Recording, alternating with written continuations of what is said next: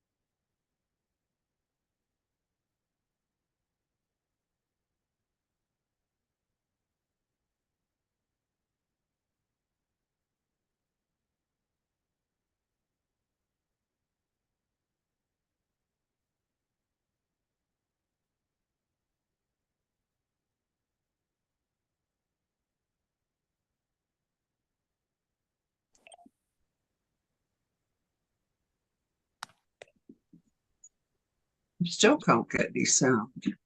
It may not be. I'm gonna. Can you just move? Yeah, I will. I just. Hello?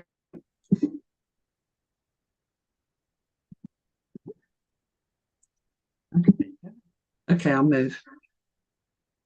Isn't that funny? Let me move.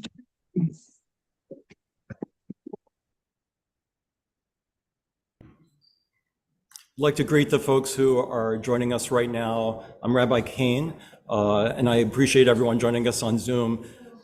For the moment, I may mute you so that because people are gathering in the sanctuary, but I apologize for interrupting any conversations you're having. I know this is an important time to connect with each other.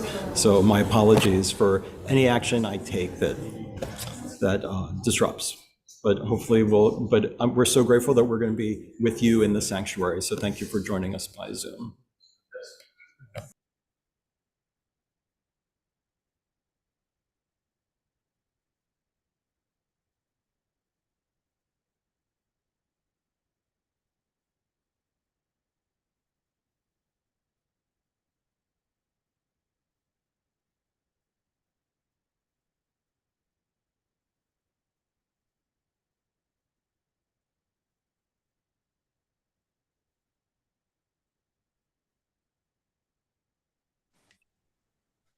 Yeah.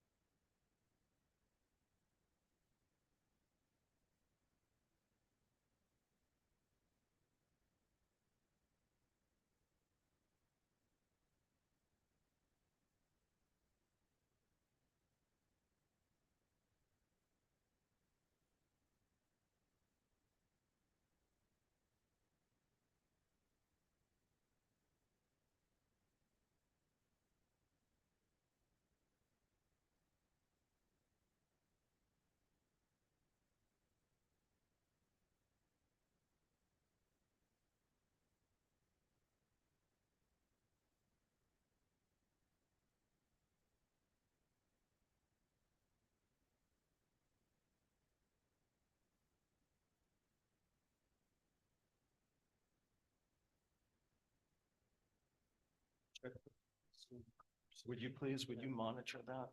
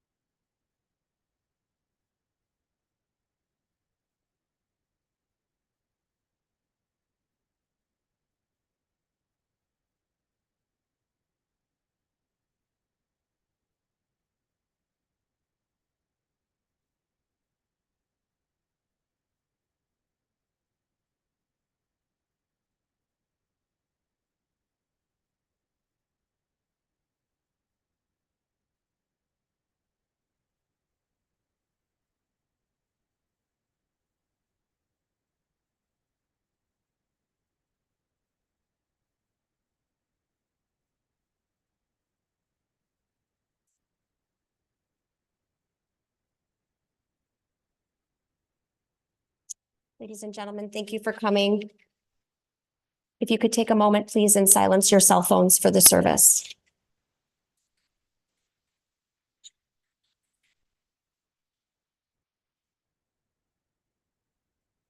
It is suggested that those who wish to further honor the memory of Dr. Daniel Goldstein may do so by making a contribution to the Adenoid Cystic Carcinoma Research Foundation.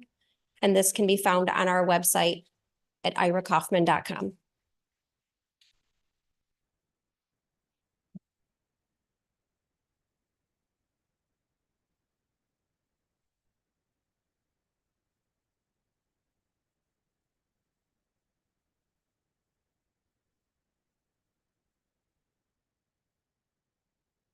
In the words of Ben Sira from biblical times, we are all destined to die. We share it with all who have ever lived and with all who ever will be.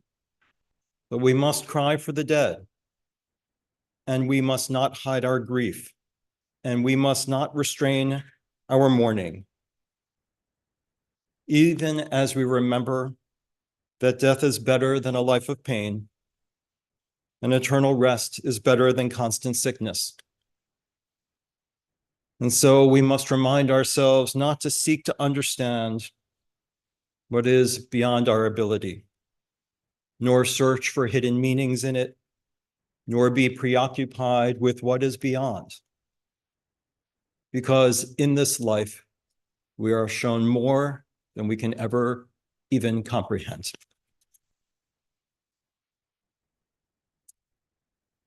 We all know why we're here. We're here to honor the life of Daniel Goldstein, father, husband, son, brother, uncle, and known by his many professional titles, the Mosher Professor of Internal Medicine, research professor in the Institute of Gerontology, leader of the Michigan Biology of Cardiovascular Aging program at the Franco Cardiovascular Center, editor-in-chief of the Journal of Heart and Lung Transplantation, and dear friend and role model. On behalf of all of us here in the sanctuary and joining by streaming, I express on behalf of all of us our deepest condolences to Grace, to Ben, and to Mia, to his mother, Henny, his sisters, Allison and Natalie, his nieces and nephews, to the spirit of his father, Irving, and to all of his friends and colleagues. We begin the Jewish service by asking the family in the sanctuary to rise. Since biblical times, when people heard of the death of a loved one, it was our custom to rip a part of our clothing. According to the Talmud, there are only 3 sounds that go directly to God without any intermediary steps. They are the sound of the ram's horn on the holiday of Rosh Hashanah, calling on behalf of the community to God. They are the sound of the cries of the poor, pleading to be helped. And they are the sound of the teared ribbon, which expresses a broken heart, expressing an emotion that goes deeper than words. I'm going to ask you to repeat after me, word by word, before tearing the ribbon. Baruch atah Adonai, Eloheinu melech ha'olam, dayan ha'emet. And would you tear the ribbon? God, whose presence fills the universe, is the judge of the loyal. Amen.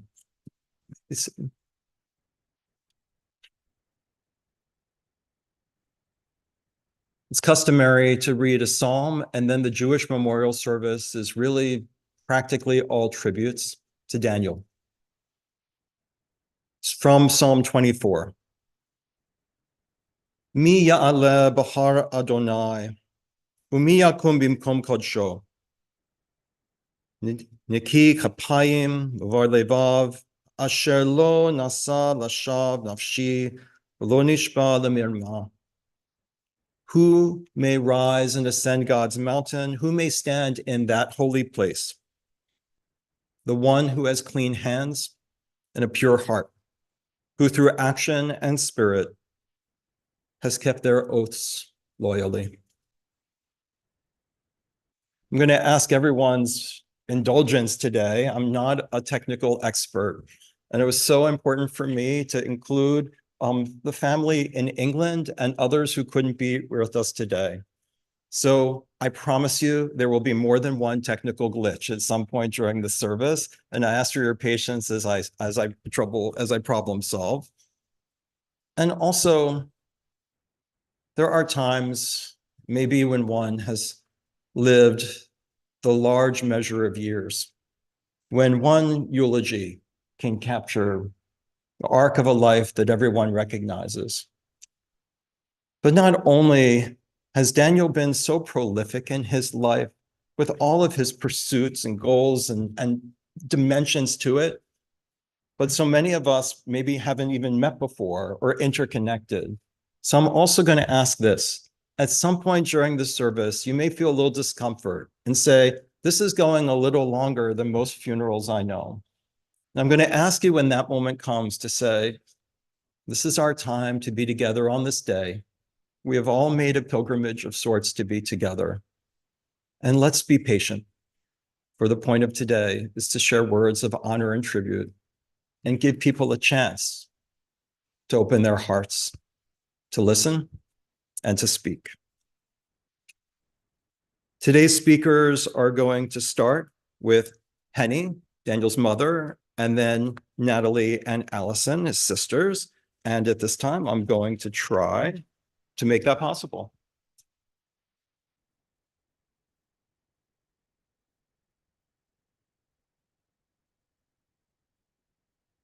Okay.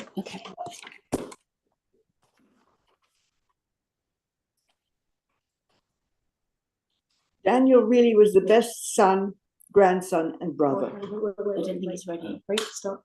Okay. When you see, I think he needs to say, tell us, he's doing something to the volume. Okay? Is it- Okay? Yeah. Yeah. Yeah, I think it's ready. Daniel really was the best son. Yeah. Can you hear me? Yes. Start. Daniel really was the best son, grandson, brother. He gave me so many reasons to be proud of him. He chose the most wonderful person to be his wife, the mother of his children, and my amazing grandchildren. He was a very good judge of people, was always faithful and honest. Gracie, I love you. Thank you for looking after and loving my Daniel.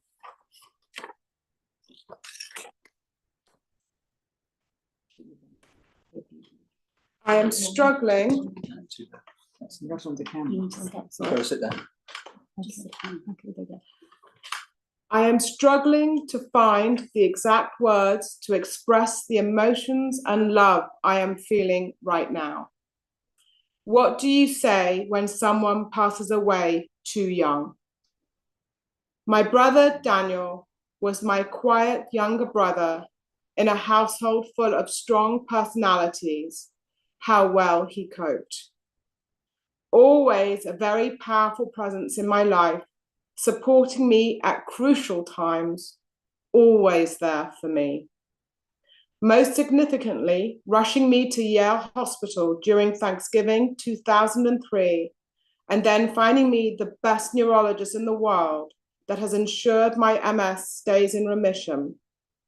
To happy memories of him walking me down the aisle at my wedding instead of our disabled father. Dan was always loyal, whether it was to lifelong friends, his family, or his beloved Tottenham Hotspurs, and of course, Labradors. Dan, I have mentioned he was a man of few words, but when he spoke, everyone listened. Since it is so hard to collate cohesive sentences, I will just say the single words that best describe Daniel. Kind, gentle, especially with animals, intelligent and hardworking, passionate about his tennis and running. This level of fitness helped him fight his illness and gave him the strength to soldier on. I am proud to say he has passed on these qualities to both Ben and Mia. I will always be grateful. I will never forget.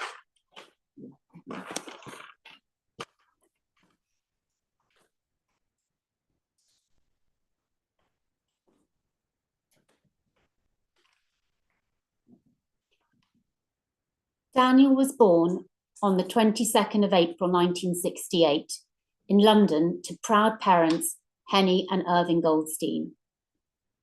He grew up in London and attended elementary school at Sussex House, along with his close friend Michael Modiano, who he met when he was 3 months old.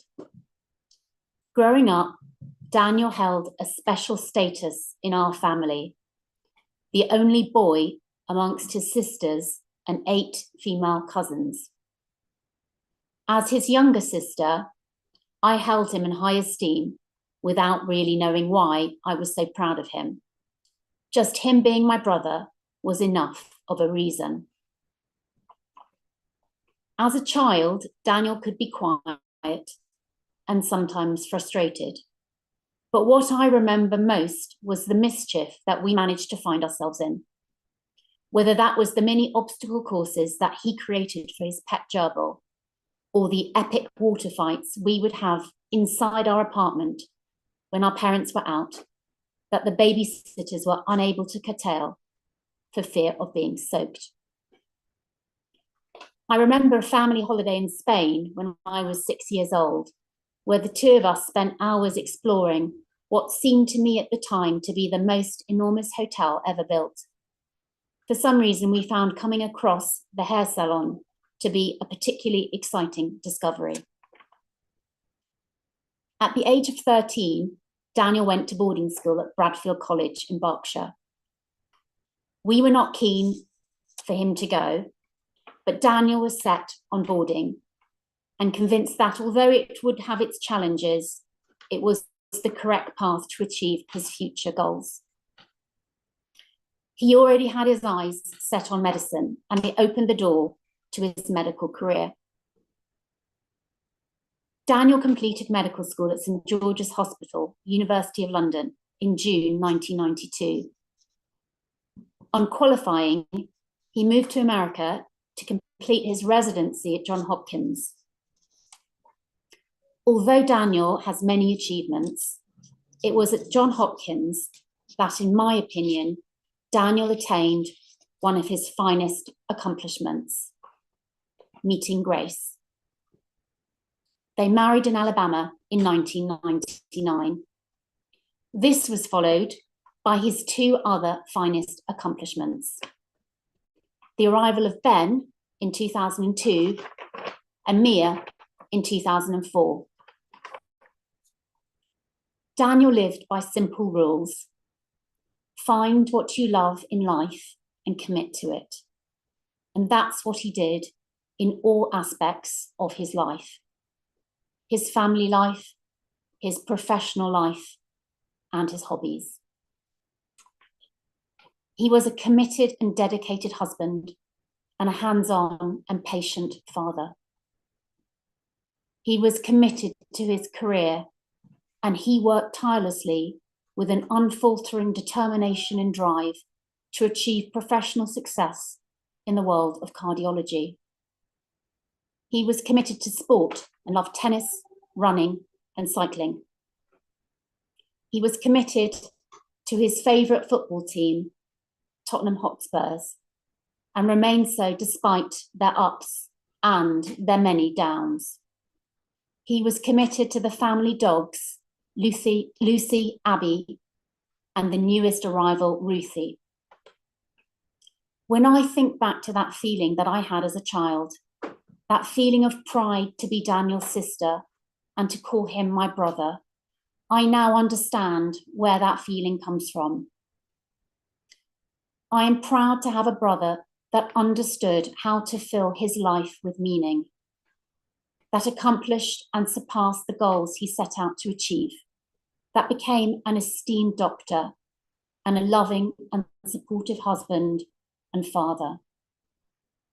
I am particularly proud of how he supported Grace in her career and how he was always there for Ben and Mia, not only emotionally, but also practically, taking Mia to tennis and Ben to his guitar and piano lessons. The last 18 months have been difficult. It has been hard to be so far away. but we have been comforted to know that Daniel was so well looked after. His colleagues and friends have been a constant source of support and friendship. Ben and Mia, you have brought Daniel immense pride and immense joy. Grace, you brought Daniel such happiness. Thank you for providing him with such meticulous care and with so much love.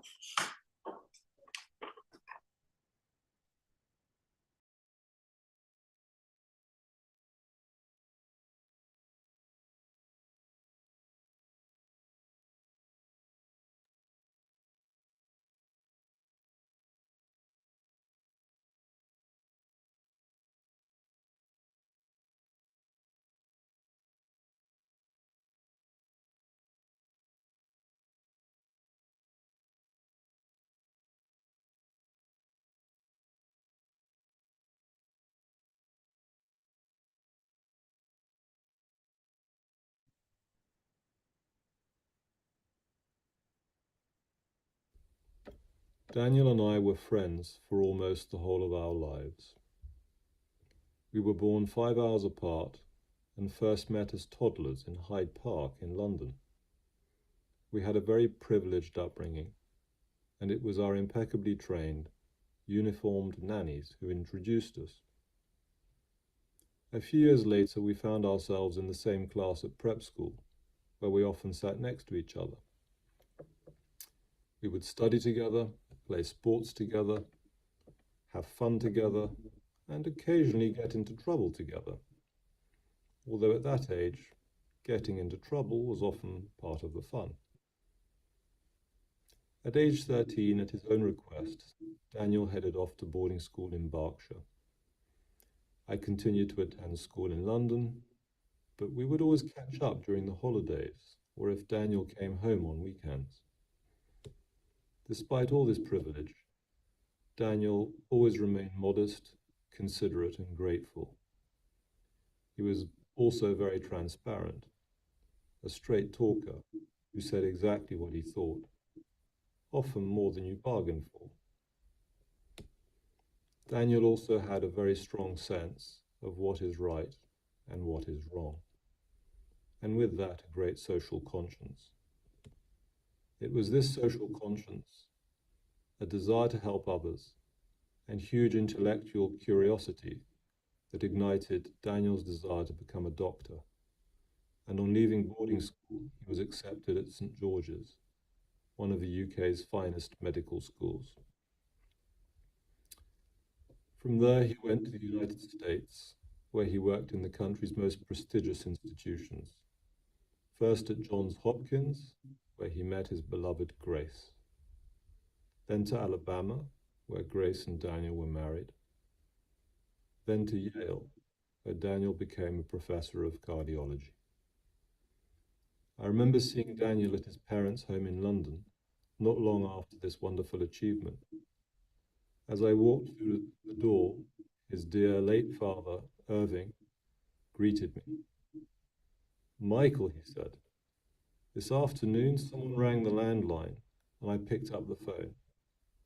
Do you know what they said? Can I speak to Professor Goldstein?" Irving was grinning from ear to ear, but at the same time, a tear came to his eye. "Now you know the meaning of nachas," he said. Nachas isn't simply the Yiddish for pride. It's a special type of pride or joy, often derived from the achievements of children. Irving and Henny had every reason to feel such nachas. Not only had Daniel scaled great heights in his professional career, he had married an amazing fellow doctor, very appropriately named Grace, with whom he had 2 wonderful children, Ben and Mia. Daniel was also an extremely accomplished sportsman. At school, he was in the first soccer team and won medals for athletics. As an adult, he was a regular runner and played tennis to an extremely high standard. He espoused and led an unusually healthy and balanced lifestyle. As schoolboys, I could never figure out why Daniel was the only child I knew who didn't eat chocolate. This was very odd. Did it simply not appeal to him? Or was it sheer willpower? As I got to discover later, as Daniel progressed in his career, and after his move to Ann Arbor, not only did Daniel have such sheer willpower, he had determination that I could never have imagined. As many of you will know, Daniel's move from Yale to Ann Arbor not only heralded yet another extremely prestigious new position, but having to find a new dentist led to the discovery that not all was well with Daniel's health. When I heard the news about Daniel's diagnosis, I was shocked on many counts. Not only was Daniel one of my closest friends, who had led an exemplary healthy lifestyle, his children were still young, his career was in full flow, and he was giving so much to the world of medicine, devoting his life to improving and enriching the lives of others. How could this be right, I asked myself. Clearly Daniel agreed, and was having none of it. He immediately set about researching every therapy, every treatment, every avenue that might lead to restoring or at least improving his health. Apart from the excellent care he received in Ann Arbor, he traveled from coast to coast, engaging with specialists and making himself available for clinical trials. I had never seen someone so tenacious and determined. I last saw Daniel in December. From the life he was leading, the medicines he was taking, the way he was describing their effects on his body and mind, it became clear to me that Daniel was not just putting himself through this because he wanted to live. Daniel was studying the disease that he was battling, analyzing the impact of his treatment, or its lack of impact, and the side effects. He had become his own laboratory. Not only did it give him hope and keep his mind busy, it gave him a sense of meaning and purpose until the very end. Of course, this wasn't just Daniel's battle. It was his family's too. Grace in particular, who has been so devoted. You could not have done more to support Daniel. We take our hat off to you and present our deepest condolences to you, Ben, Mia, Henny, Natalie, Alison, and all of your family. It was an honor and a privilege to have known and had a friend like Daniel. We are all unique, but Daniel was truly special. We shall all miss him very dearly.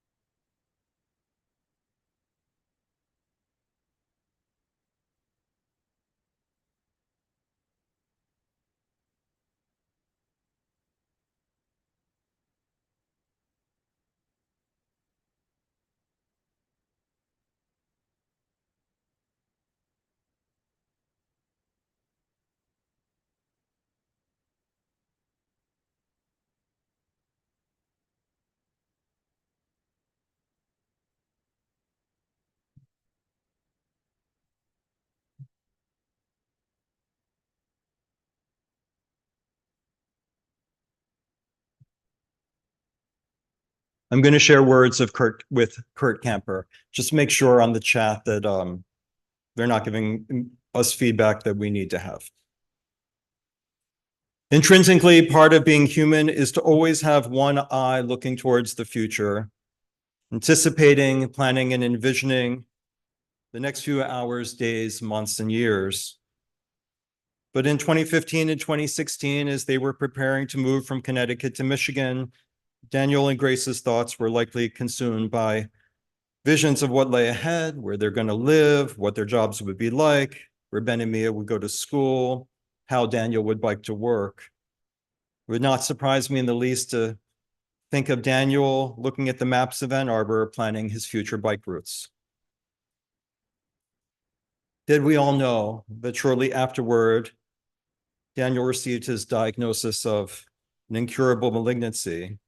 And we can only imagine what it was like for him and the family as it became clear that the tumor would not respond to most treatments, and as pain became Daniel's constant and unwanted companion. In honoring Daniel's life, it's important and even necessary to imagine what he went through. For me personally, Daniel's legacy will be that in the face of this awful disease, in spite of the devastating emotional toll it must have inflicted, he persevered. I first met Daniel in the summer of 2020, quiet and reserved. He and I gradually came to know each other, and I learned of his cancer, with which he had already been living for 4 years, and we became friends. He turned me into a Hotspurs fan. And even though the path of his life was one he never envisioned, he continued to live his new life as best he could. I was reading a book a few years ago, and a character was described as having fortitude. And it said the following: fortitude, it means fixity of purpose, it means endurance, it means having the strength to live with what constrains you. When I read that passage, I immediately thought of Daniel. Despite the anger, the anguish, he found the strength to live with what constrained him.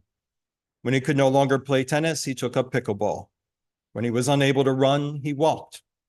When he couldn't go to the office, he worked from home. He lived with fortitude, he endured, he got up each day with a fixity of purpose. This is my friend Daniel, who I will always remember. This is the Daniel that inspires me to try and live my life with fortitude as he did. The future is inherently uncertain for all of us, regardless of the plans we make. May we all have Daniel's courage, purpose, and fortitude to face that future and live the best lives we can.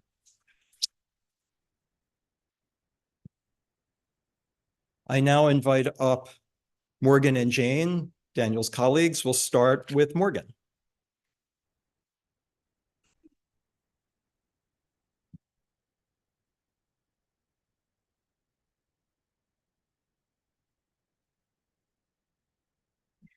I first physically met Daniel in person during the summer of 2021, shortly after joining U of M in January of the same year. I had been attending virtual lab meetings since March of 2021, and we were talking about working together on some of his aging and vascular disease projects.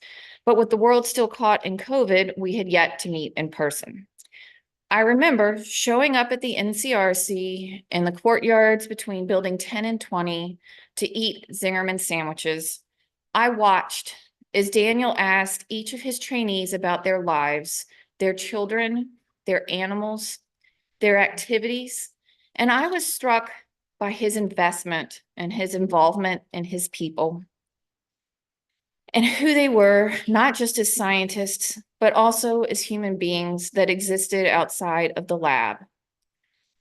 As we all finished their sandwiches and prepared to leave, Daniel mentioned that he was going to get on his bike and head somewhere for more meetings. I think I turned to Judy and said, "Wait, he bikes everywhere?" And Judy responded, "Yep, he bikes everywhere." "Even in the winter?"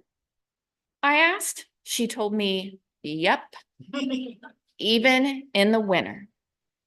So then she went on to tell me that the only thing that keeps Daniel from biking even in the winter was ice. Not snow, but ice. Physician, scientist, director, editor-in-chief, mentor, leader. Daniel excelled at so many different roles while working at the University of Michigan.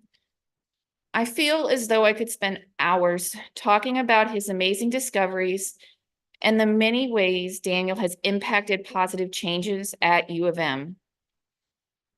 But what I really want to discuss and what has made the biggest impact on me is Daniel's true passion, his lab and his lab members.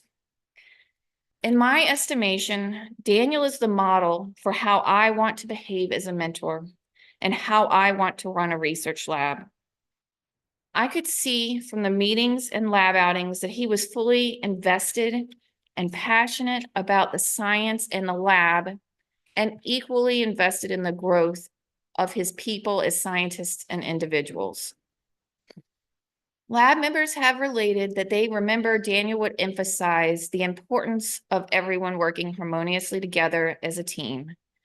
He even initiated monthly lunches or outings, much like the one I described above, where we could come together to socialize and bond away from work. It created a lab family and lasting friendships for everyone who came into his lab. With Daniel's own family being as much a priority as his work, he stressed that his lab members also enjoy a work-life balance.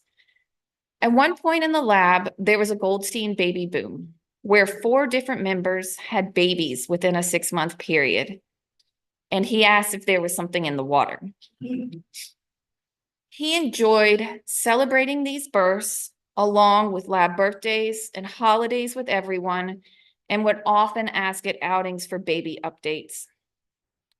And finally, as a testament to what an outstanding scientist Daniel was, he was very well funded and had a combination of multiple R's, a KO7, and even an R35. This funding allowed his lab members the luxury and freedom to pursue various paths of scientific questioning in their research, and also allowed his trainees to earn additional funding while under his direction, including a K99, an R31, and various AHA fellowships. These examples are just a few of the many ways he demonstrated what a love he had for the lab and what a great mentor Daniel was to each of us. Over the past several days, with the help of Sherry, his lab members have shared stories about the lab life with Daniel, and I would like to share a few more stories in addition to his love of biking everywhere. Judy and Muriel told me stories about how Daniel was so proud of the Twitter account he made for the lab, and that whenever he would post on Twitter about lab accomplishments, he would email the whole lab. So everyone knew how excited he was to post about the lab on social media. Apparently, he even got slightly miffed one day when Judy started teasing him that one of the lab's frenemies had more Twitter followers than he did. And I think it sparked an increase in social media posts in an attempt to increase his following. Not to get behind with other forms of technology, the lab had also created a lab Slack channel. Apparently, Daniel did not understand that #lit was referring to the group outings, and instead he would post research articles with that hashtag until Muriel one day let him know that #lit did not refer to literature reviews.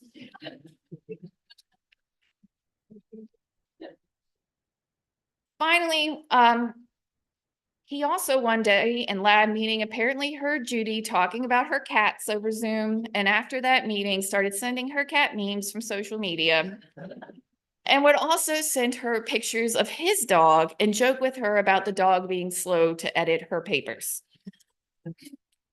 These are just a few of the cherished memories of what a great lab and team Daniel was able to create. I feel that Daniel's love of the lab and his team was one of the many things that helped him keep fighting over the past year. He was so proud of his team. Grace told me one night when I came to walk with Daniel that he had printed off Jan Reed's Journal of Clinical Investigation paper, and it sat beside his table at night so he could look at it whenever he wanted to. He was so proud of Jan Reed and her accomplishments, and that he told me that he told me more often than once that he was so proud to begin and end his career with JCI papers. Our walks every few weeks might have changed in distance and speed over the months, but what did not change was Daniel's desire to know about science and his lab members. Daniel and I spent every walk talking about science and his people because he cared about them and he wanted to ensure that Jane and I were there for them. That was the type of person he was, always thinking about his lab and wanting to ensure that they were cared for in his absence. I am honored to have spent the past 3 years working with Daniel as his colleague and his friend. I feel he was everything that a scientist and mentor that I one day hope to emulate, and I will always appreciate his guidance, our work together, and our friendship. He is truly missed. Thank you. Jane. Well,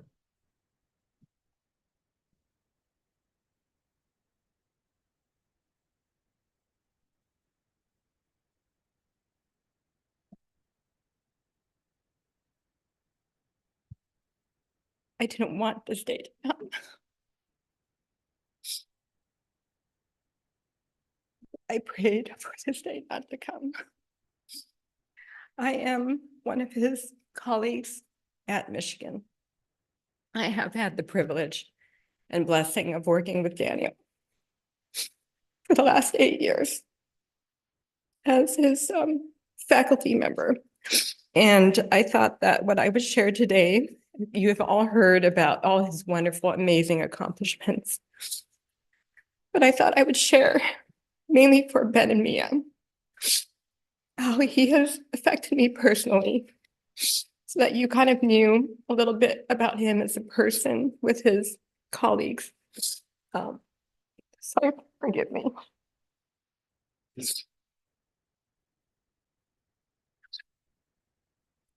I wanted to share the things I learned from Daniel and some of the lessons that I feel very blessed with learning from him. So the first lesson I learned from him was that first impressions can be so incredibly wrong. I'm here from Los Angeles. I feel very much like a fish out of water in Ann Arbor, Michigan. I grew up in Southern California. And I remember moving here in 2016, which is the same year that Daniel moved here from Yale. And I had my family was still in Los Angeles at the time when I started at Michigan. And I was taking trips back on every weekend for about 10 weeks and taking the red eye back Sunday night to start my work here. And on one of these Monday mornings, fresh off the red eye, homesick because it was the beginning of summer and the beach was calling, I had to go to this mandatory new faculty orientation, and Daniel was in that group. And we were introducing ourselves, and I just remember looking at him, and he introduces himself very eloquently. I'm a cardiologist. I'm here from Yale University, talking about his research, his title, in his very British accent. And I remember thinking, God, this guy just sounds so pompous. I will never be friends with him, but fine. And I couldn't have been more wrong.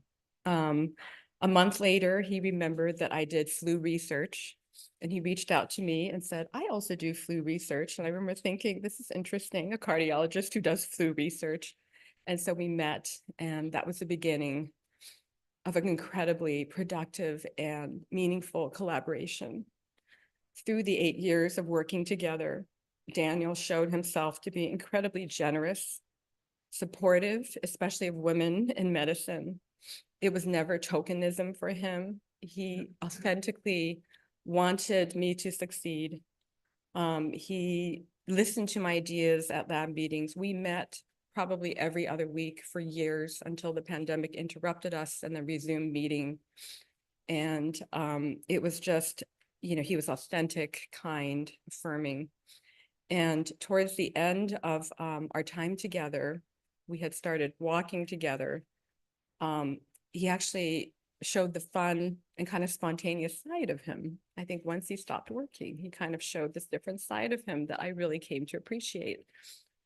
And one of the last time I actually saw him, I will never forget this day. It was a beautiful spring morning or spring afternoon in Ann Arbor, and there was an open house, and he just kind of said, "Let's go in." And I said, "Okay."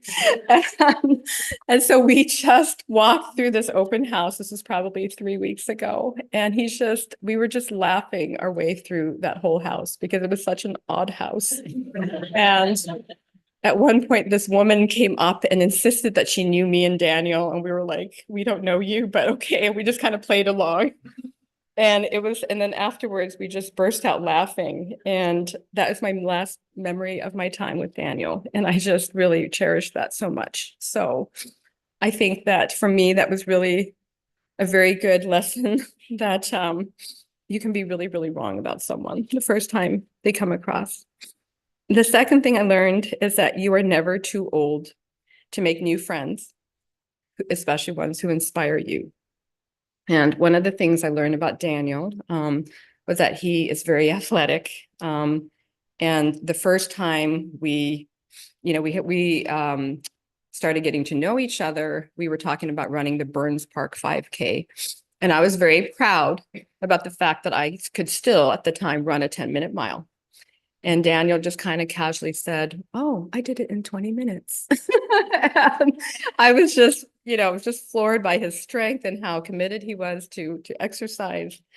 And then as his disease progressed, his resiliency, his perseverance, his strength to tolerate great suffering was inspiring to me. And one of the memories I have during his final months is there was this one day, I know that walking was really important to him because he really wanted to enroll in a clinical trial, and he had to maintain a certain level of function in order to qualify for a clinical trial. And I showed up for my walk, and it was the biggest blizzard of the month. And he stepped outside the door, and Grace was behind looking at me like, and Daniel's like, "Okay, let's go." And I just said, "Okay, let's go." And we walked into this snowstorm. And at that point, it was already probably 6 inches on the ground. And we just kind of plowed our way through this blinding, blowing snow. And I remember thinking, I feel like Daniel's going to have to keep me from slipping. And we made it through. And so that was just his strength and his determination. And the final thing, and probably the most important thing he taught me, was it is not how long you live, but how you lived. By definition, our lives here on earth are limited, and we will never live long enough, and we will leave unfinished symphonies behind for us. And last December, I was in a very low moment because I had just lost my mother. And I also had been diagnosed with stage 4 lymphoma. And we remember thinking, well, this life is really futile, right? Like you work really hard, you do all the right things, and in the end, this is how it ends. And Daniel was also facing the end of his life. But I just remember that he was telling me every time, every walk, how much he cherished life and how much he just wanted more time with Grace, Ben, and Mia. And that's all he wanted at the end. He was very, very proud of his science for sure. And he was very excited about what the lab was doing. But every time he always just told me over and over again, I think life is so precious. It is something to be cherished. Every day is something to be cherished. Every day with my family is something to be cherished. And something just clicked, and it just kind of made me realize, yes, every day is something to be cherished, and time with your loved ones is something to be cherished. And it just, helped me kind of overcome this incredible grief so that I could celebrate each walk with him. And knowing that I didn't know if there was going to be a next walk, but just knowing that I could spend time with him each time, and he could spend more days with Ben and Mia, and that was enough, just no matter how many days were left. So as I look around this room, and I see all the people who love him and miss him, I realize that there is a lot of sadness for sure, but he did something right in his life because he left behind people who love him and miss him. And so Ben, Mia, and Grace, I just want you to know that during all those times we had those meetings together, even though he talked about science and was very passionate about his research, he always talked about you. You were never far from his heart. And it was very clear that as much as his energies and heart was in science, that it was more so, always thinking about you. And so anyway, God bless you. You will be in my prayers as you have been for the last few years. And I'm so sorry.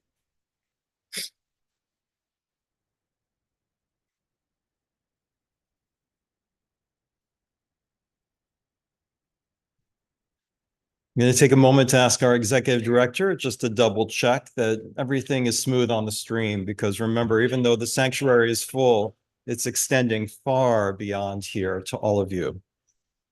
We're so grateful that Grace has agreed to speak today. We invite her up at this time.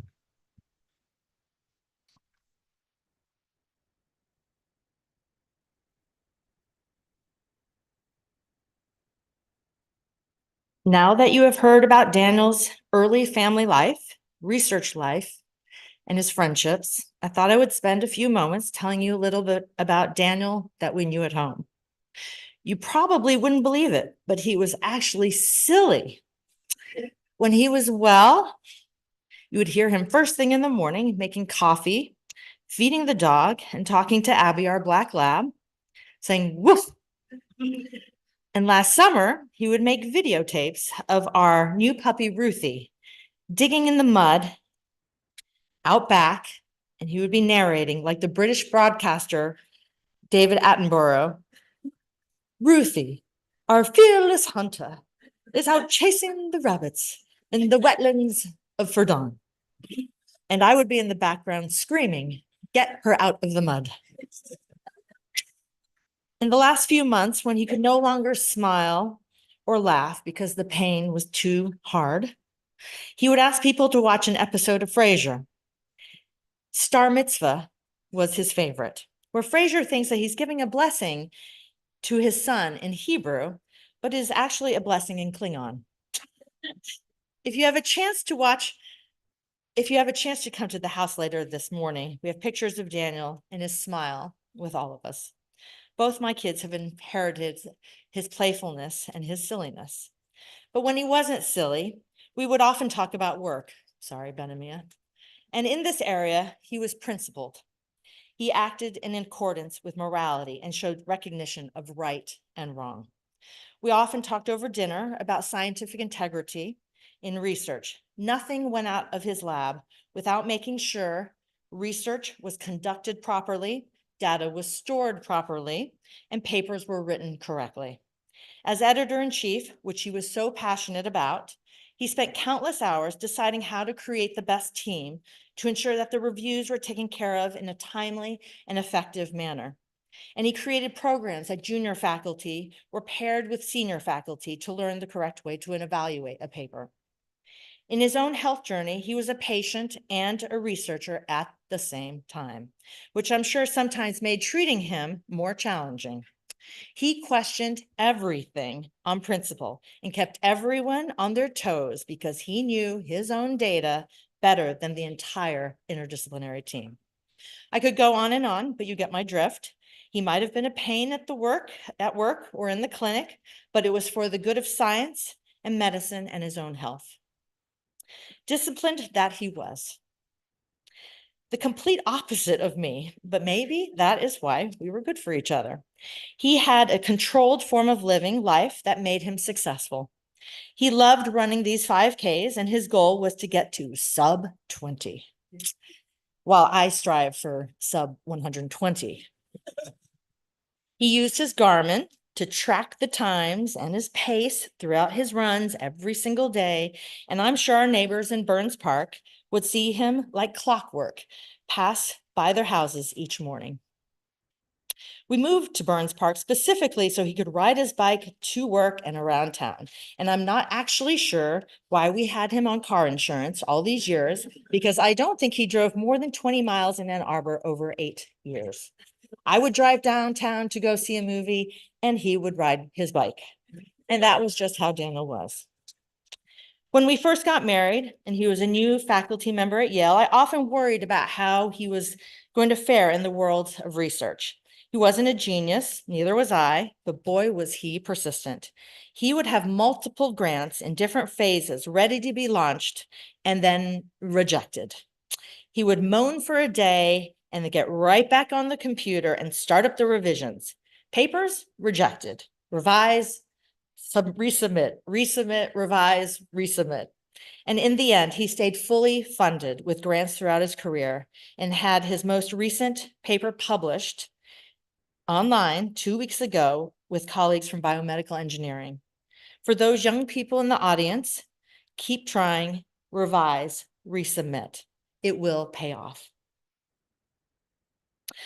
When he heard about a new MIB mRNA degrader that had shown promising results in mice, his friends, and that a new phase 1 clinical trial, REM22, was being established to determine the safety and anti-tumor effects of in human beings with advanced adenoid cystic carcinoma, he had a one-track mind to be part of this clinical trial, not only to live longer and better, but also to add to science.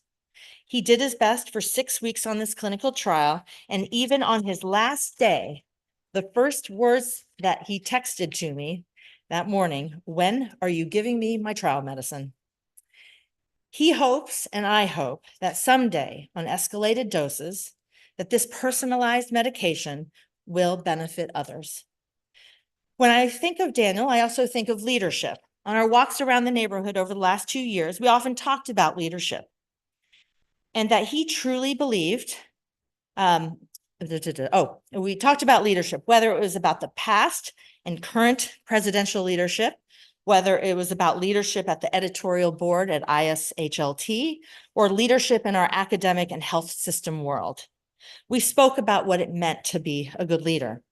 And one of the things I loved about him as a leader is that he truly believed in equity, being fair and impartial. And an example, many years ago at a Yale town hall on sexual harassment, he was the first male faculty member who stood in the auditorium and spoke up for women. We also had lots of discussions about who should be promoted in academic medicine and how to be equitable. But he didn't just talk the talk, he walked the walk.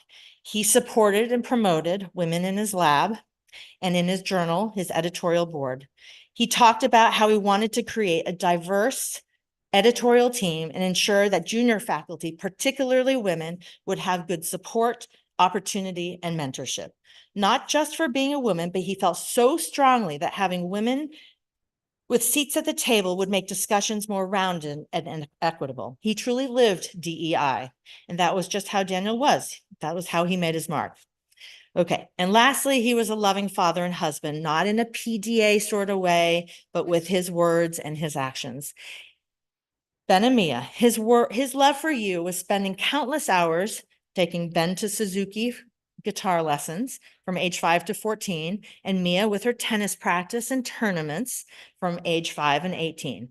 But I want to make sure to make clear to the audience, in these endeavors, it wasn't fun for Daniel.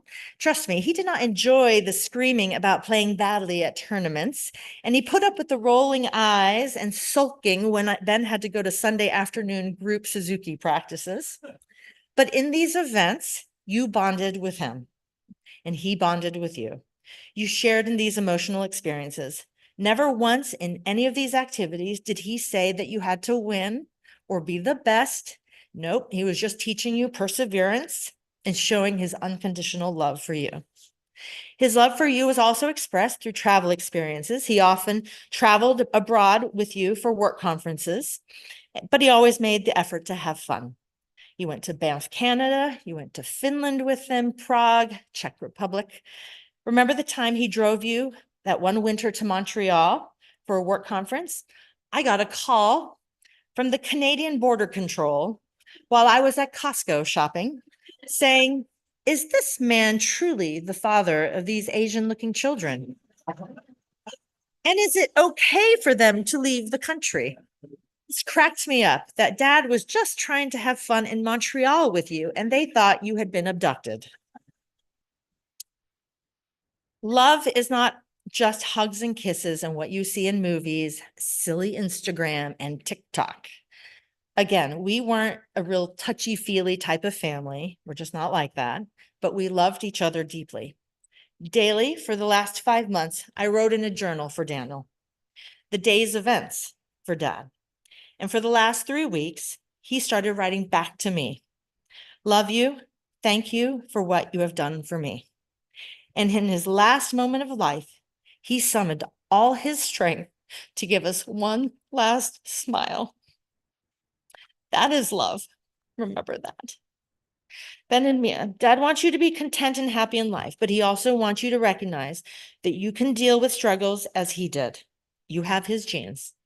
And even in the hardest of times, you too can see things through the end as he did. You have bits of his silliness, his discipline, his virtuosity, his leadership, and his love to get you through life. Dad is with us. He will celebrate your college graduations and your future milestones, and we will enjoy traveling together in times with him and your future families. Thank you all for coming today and letting us share our Daniel with you.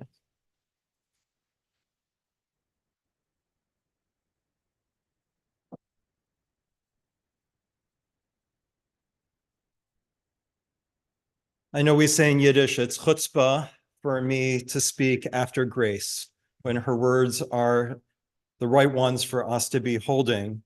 But I've been meeting with Daniel quite a bit, and I'm concerned that maybe he shared with me things he wished me to communicate at this time, so I'm going to attempt to do that. I want to remind everyone that after I speak, the service will conclude after just a couple of memorial prayers, and then we'll be heading to the house. It's only, I always get my directions messed up, it's only 2 blocks that way.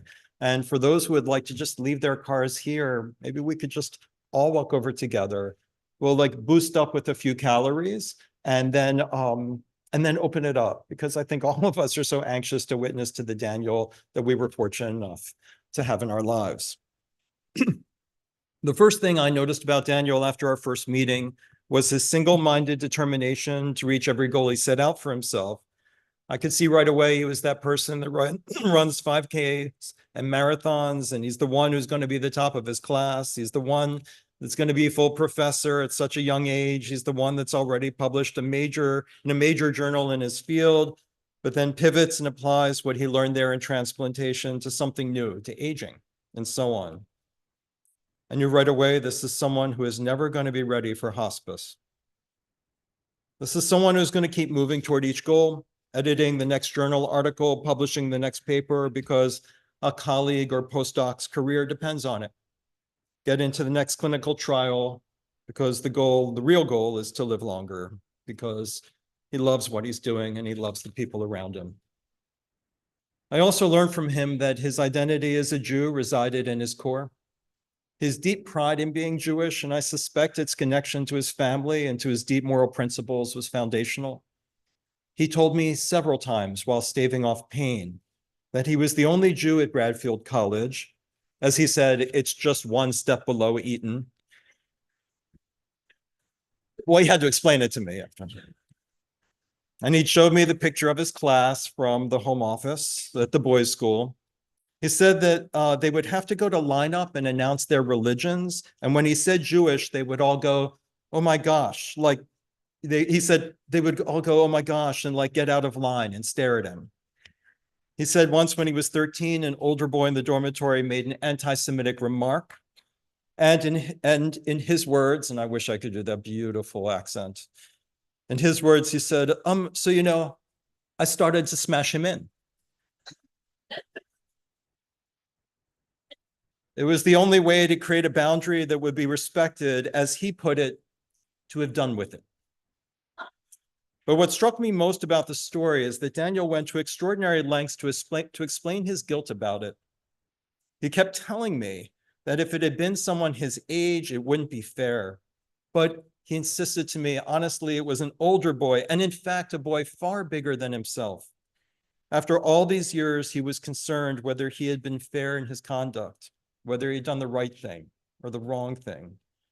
Doing the right thing, modeling purity of heart and conduct, as Psalm 24 said, was paramount to Daniel. It was not unlike an incident this past year where Daniel had been denied seeing his own cardiology results, despite his being a board-certified cardiologist with privileges. He had expressed that the staff's treatment of him wasn't right and was likely based on his appearance as just a sick patient. He was, of course, right, but for several visits with him afterward, all Daniel could talk to me about was that he regretted any rudeness that he had shown to the staff. He couldn't bear that he might have embarrassed Grace, or he might have hurt the feelings of the staff. He was like this pure spirit of empathy and doing the right thing. The one, as the psalm says, is the one with clean hands and a pure heart, who through action and spirit keeps their oaths with integrity. I could see how that determination, so often witnessed to today, gave Daniel tremendous strength. But how does someone like that renew himself? Another run, another journal article, another transfusion?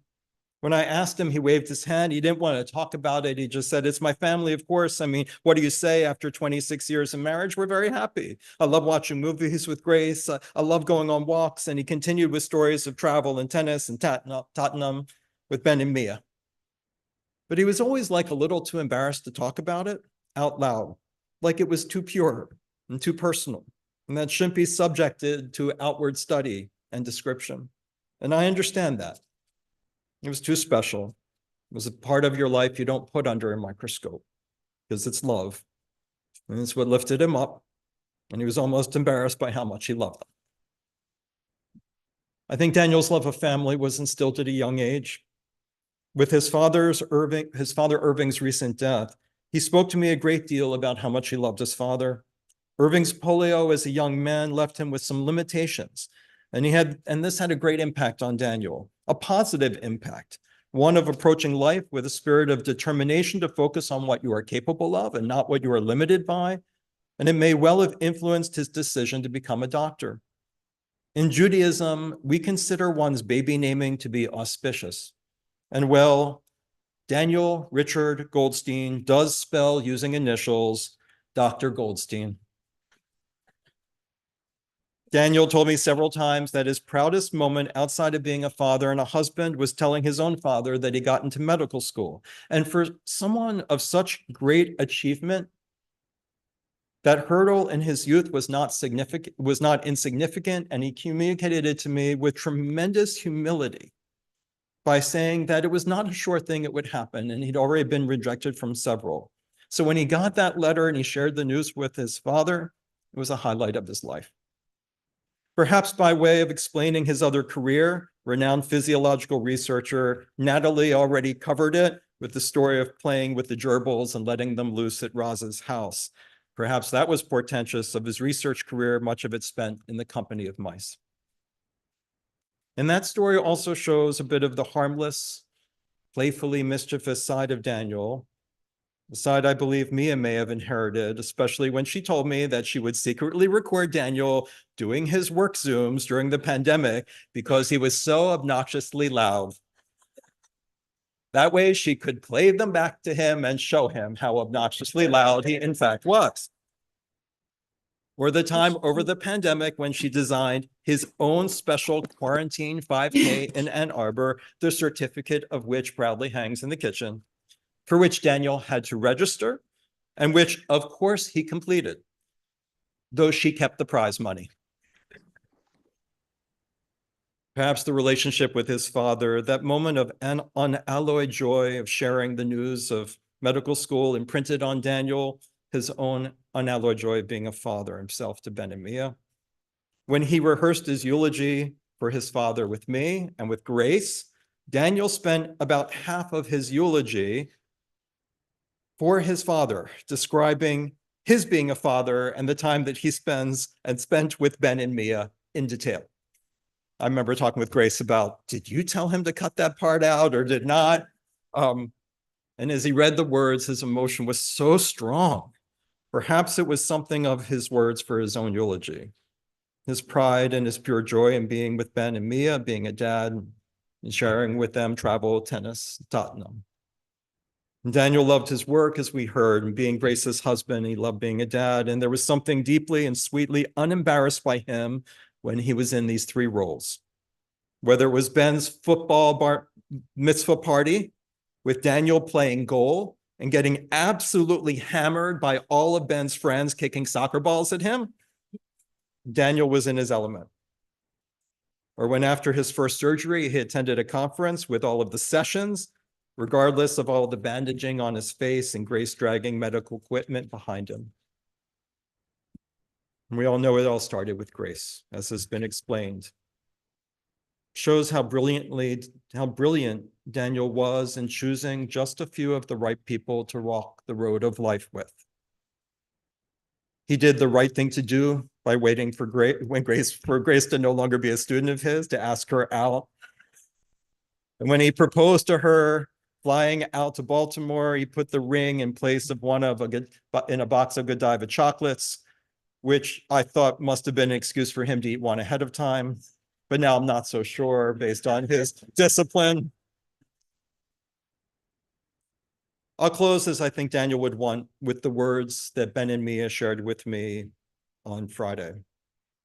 They told me that in the way he lived life, Daniel was always a teacher. In their words, quote, "In everything he did, our Father was teaching us, pushing us in the right direction. He never let anything get in the way of that. He was always teaching us what unconditional love is, always giving us direction, even when he didn't know what he was talking about. He was always pushing us to do the good, to what is right. In his wisdom, he taught us that you can always find new relationships. Even in your darkest time, you can find people to love you. He was so good, surrounding himself with people who were pure as he was. There was never a malevolent note from anyone brought into our orbit. He taught that this is the way to choose who your friends are. He taught that if you commit to something, you must follow through. You try your hardest. That when you're in pain, you'll always do better when you have something you're working towards. And when it comes to those you love, you give your undying support no matter what.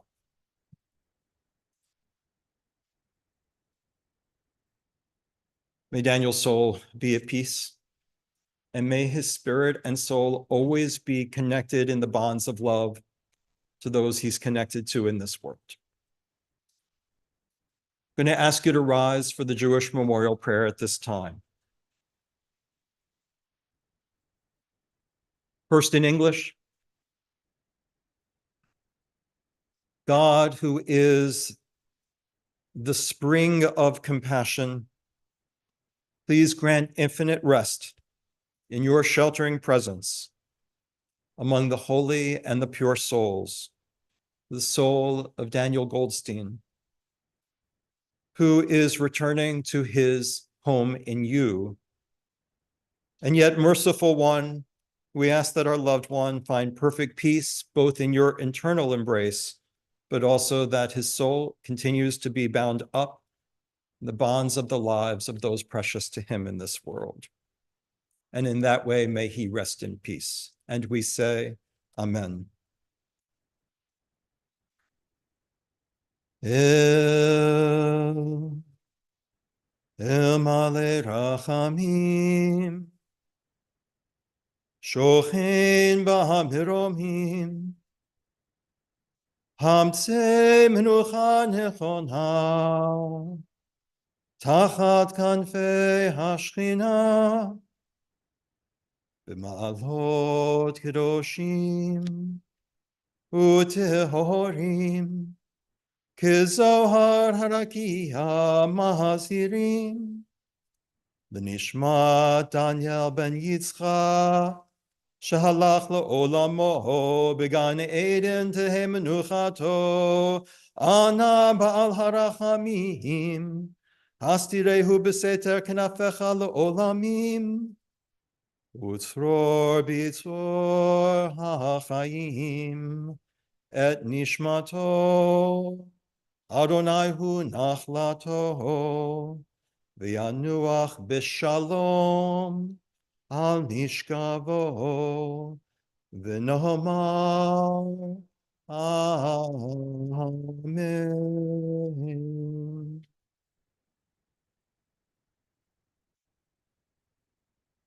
I'm going to ask the family to open their booklet to the Mourner's Kaddish.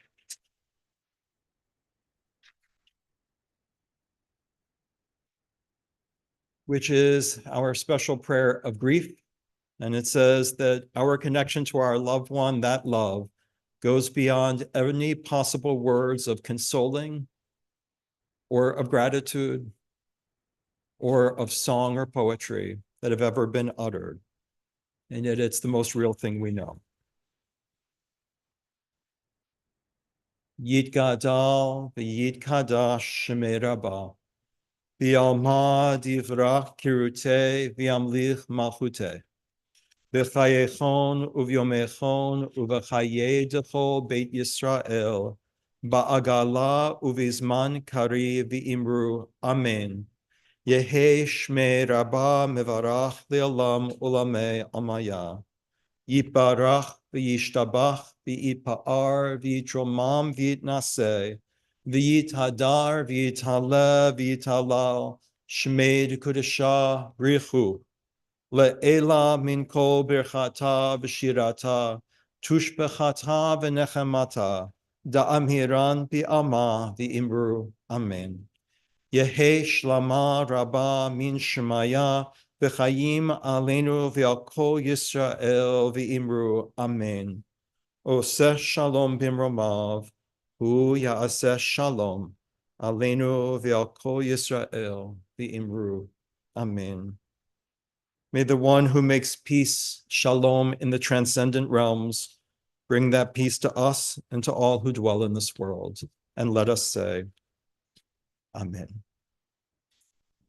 As I said, this is really a service that is continuing.